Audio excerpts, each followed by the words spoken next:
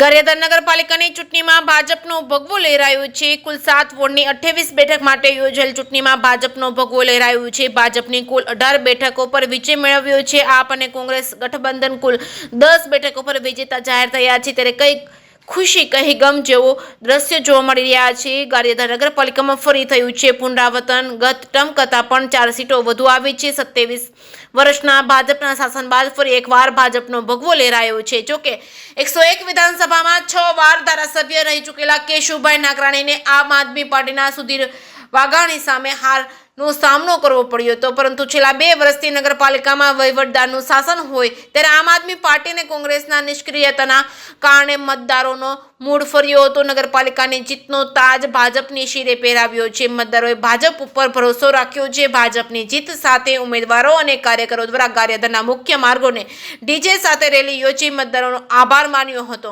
જે કેસની ગુજરાતી સાથે અશોક ચૌહાણ, ગારિયાધાર।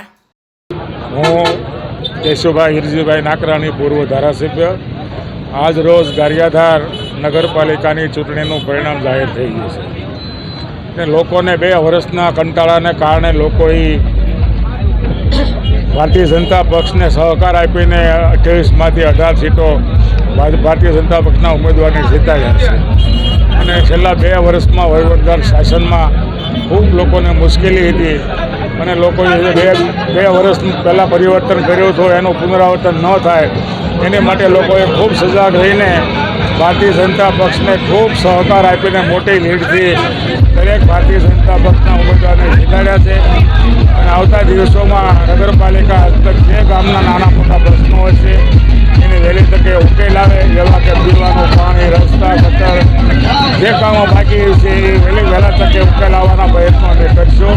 અને આ પત્રકાર મિત્રોનો પણ ખૂબ ખૂબ આભાર અને ગારિયાધારની જનતાનો પણ ખૂબ ખૂબ આભાર માનું। અસ્તો વંદે માતરમ, ભારત માતા કી।